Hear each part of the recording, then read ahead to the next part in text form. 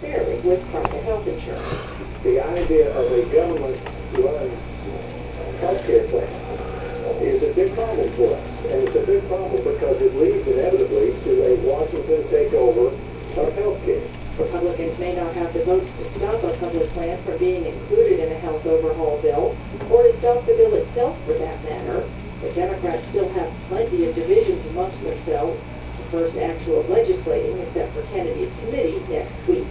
Julie Brockner, NPR News, Washington. Even as President Obama presses for more spending on health care, he's trying to signal his commitment to hold down spending. The budget deficit has become a political liability, as we hear from NPR national political correspondent Mara Lyman. President Obama enjoys high job approval ratings. In the latest Gallup poll, it's 67%, but there are flaws in the picture.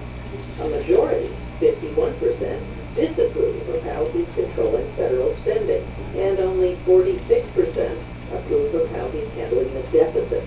Foreign creditors are also worried about the big U.S. budget deficit, and they're demanding more interest to finance long-term U.S. debt. So yesterday, Mr. Obama was all about sending a message of fiscal responsibility. First, he announced that 10 banks the government bailed out are beginning to return money to the taxpayers, $68 billion so far. And as this money is returned, we'll see our national debt lessened by $68 billion. Billions of dollars that this generation will not have to borrow, and future generations will not have to repay. Then Mr. Obama called on Congress to pass a law requiring itself to pay for any new entitlement spending or tax cuts with offsetting tax hikes or spending cuts. The pay-as-you-go rule is very simple. Congress can only spend $1 if it saves $1 elsewhere. This principle guides responsible families managing the budget. Without the offsets, the pay-go law would trigger automatic budget cuts. But the president acknowledged that Washington has a credibility gap when it comes to fiscal responsibility. I know that in the face of this historic challenge, there are many across this country who are skeptical of our collective ability to meet it. They're not wrong to feel that way. They're not wrong to draw this lesson after years in which we've put off difficult decisions, in which we allowed our politics to grow smaller as our challenges grew ever more daunting.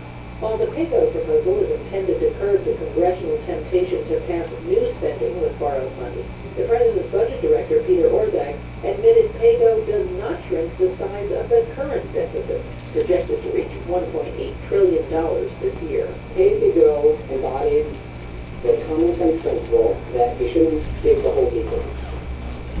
It doesn't deal with the underlying hole. And that underlying hole, if you look out over the long term, is being driven mostly by rising Medicare and Medicaid costs. And that brings us back to the president's health care overhaul. The White House admits it will cost a lot of money in the near term, but insists it's the key to deficit reduction over the long term. That's the president's pitch to the group that stood on stage with him yesterday, the Blue Dog Coalition. Fiscally conservative Democrats whose votes he needs to pass his health care plan.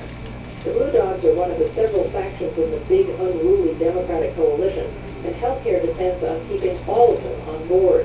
Last week, the president sent an important signal to liberal Democrats on the Hill in a letter proclaiming his support for their top health care priorities, a public plan that would compete with private insurers. He and his top advisors are working hard to make all Democrats feel their concerns are being heard, even if in the end, some of those concerns will have to yield to others. Mara Lyman, NPR News, the White House.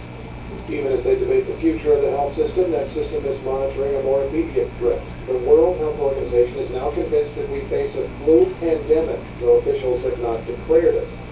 NPR's Richard Knox reports on the effort not to overreact to swine flu. The new H1N1 flu virus that first appeared this spring in Mexico is now in 73 countries. It's spreading especially fast in South Australia.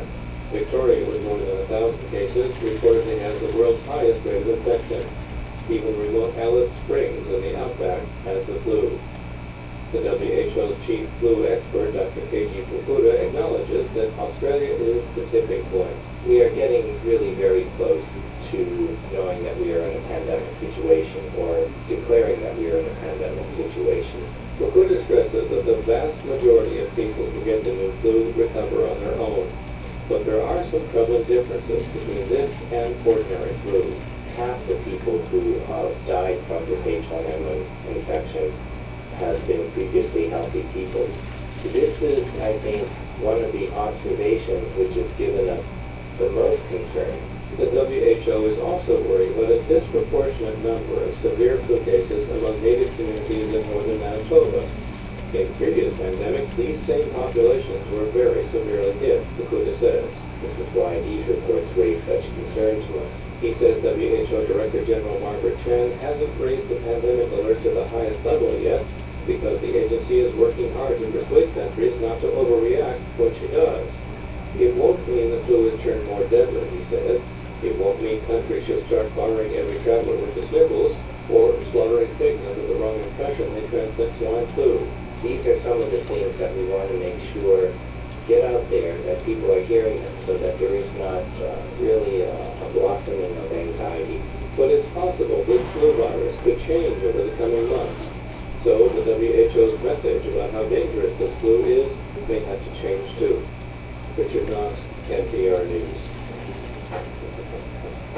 Good morning, it's 7:19. I'm Sherry Glazer, and you're listening to Morning Edition on 89.9 KCRW. KCRW sponsors include the Helms Bakery District in Culver City since 1931, and historic landmark and now home to unique artisans, eateries, and music.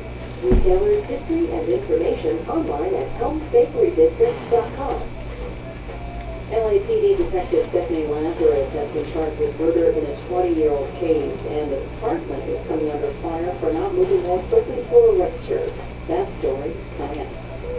Support for KCRW comes from Antioch University, Los Angeles, providing progressive graduate and undergraduate education in the greater LA area for over 35 years. Located in Culver City, just off the 405 freeway. Graduate programs offered in clinical psychology, teacher credentialing, education, business leadership, and a Master of Fine Arts in Creative Writing. More information online at antiochla.edu. Applications are now being accepted for summer and fall quarters.